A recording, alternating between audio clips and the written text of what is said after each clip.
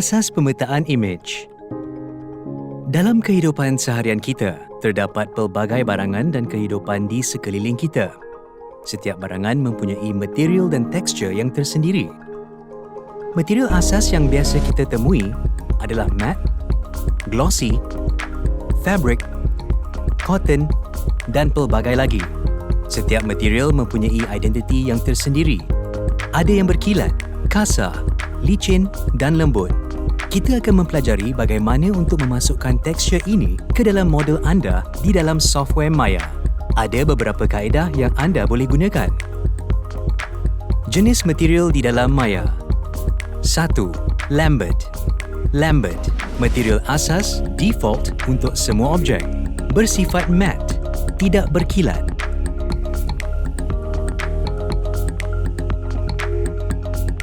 2. Blend. Blend lebih berkilat berbanding Lambert. Efektif digunakan untuk visual tekstur besi.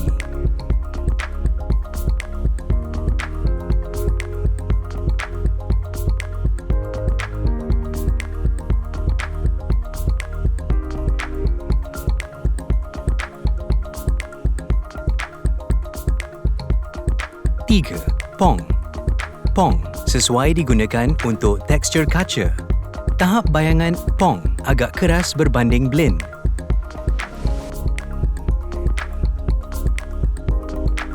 4. Pong E. Pong E, versi yang dipermudahkan dari Pong. Pong E lebih laju apabila dirender berbanding material lain.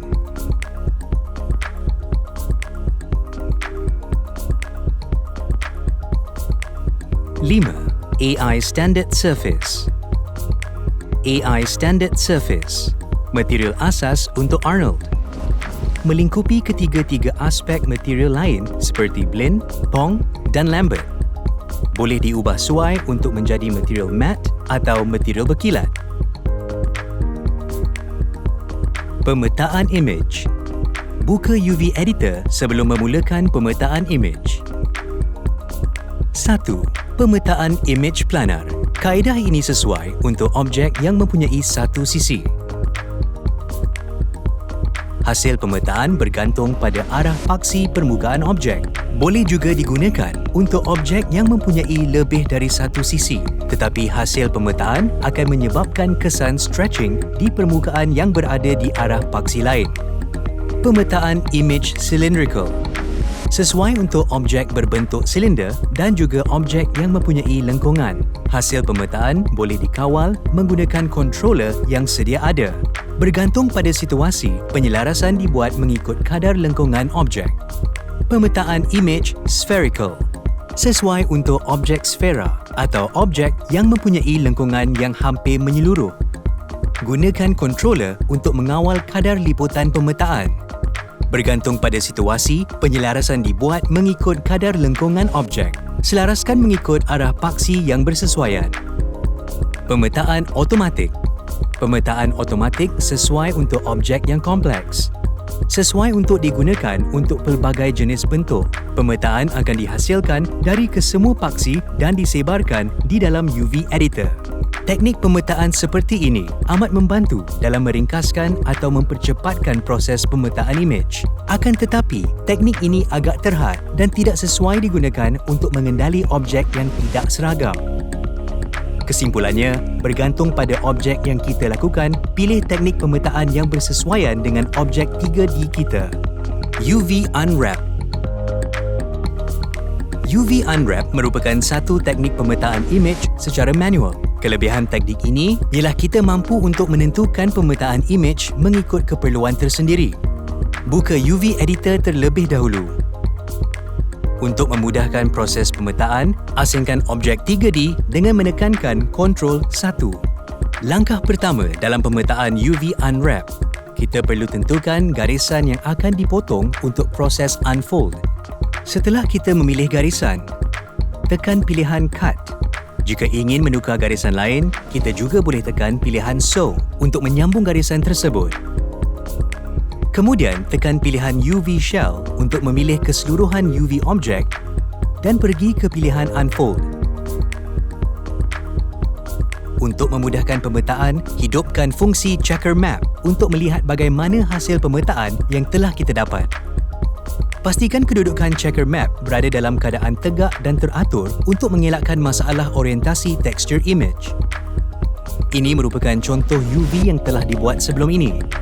Bergantung pada situasi, teknik pemotongan perlu diadaptasi mengikut keperluan objek tersebut. Texture making menggunakan Adobe Photoshop. Setelah pemetaan UV dilakukan, langkah seterusnya adalah untuk membuat texture image untuk objek 3D. Tetapkan material terlebih dahulu kepada objek 3D. Di sini, kita akan menggunakan AI Standard Surface sebagai material pilihan. Kemudian masukkan image di bahagian Color dan pilih File di dalam senarai node. Seterusnya, pilih image yang kita inginkan. Oleh kerana cara penyusunan UV yang agak kecil, texture image akan kelihatan tidak serasi dengan saiz objek 3D.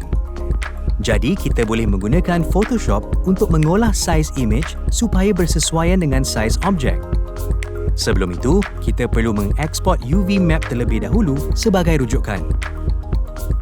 Tetapkan lokasi UV map kita. Kemudian, tetapkan format image. Di sini kita akan menggunakan format PNG untuk memperoleh alpha channel di dalam UV map tersebut.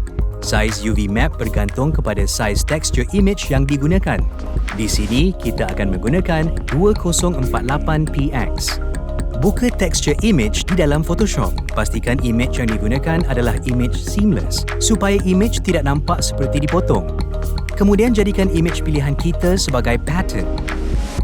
Seterusnya, buka UV map kita di dalam Photoshop, letakkan blending stroke bersaiz 1px untuk melihat dengan lebih jelas. Kemudian masukkan lapisan pattern dan pilih pattern image yang telah kita hasilkan. Alihkan lapisan pattern ke bawah lapisan UV map. Kemudian, kurangkan skala pattern ke skala yang bersesuaian dengan UV map. Sebelum kita eksport image, pastikan kita menutup terlebih dahulu lapisan UV map. Kemudian, eksport image menggunakan format PSD. Format ini memudahkan kita untuk melakukan sebarang perubahan dengan mudah. Tukar texture image yang telah kita eksport ke objek 3D.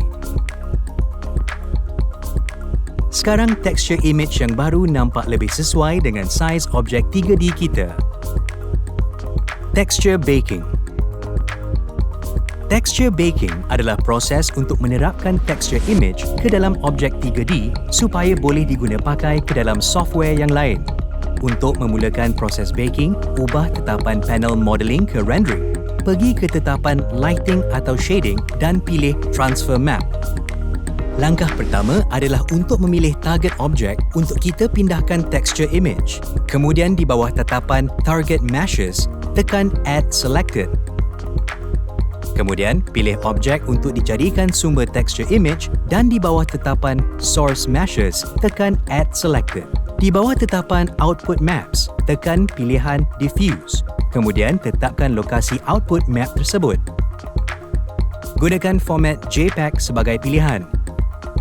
Biarkan tetapan yang lain seperti sedia ada dan di bawah tetapan Maya Common Output, tetapkan saiz image texture mengikut saiz yang telah dibuat sebelum ini. Oleh kerana objek 3D kita telah mempunyai UV map, set tetapan Transfer In kepada UV Space. Tekan pilihan Bake and Close. Setelah selesai, kita dapat lihat material objek 3D telah dipindahkan ke objek 3D yang lain. Diharap semua dapat manfaat dari topik texture dan pemetaan image pada kali ini. Selamat mencuba!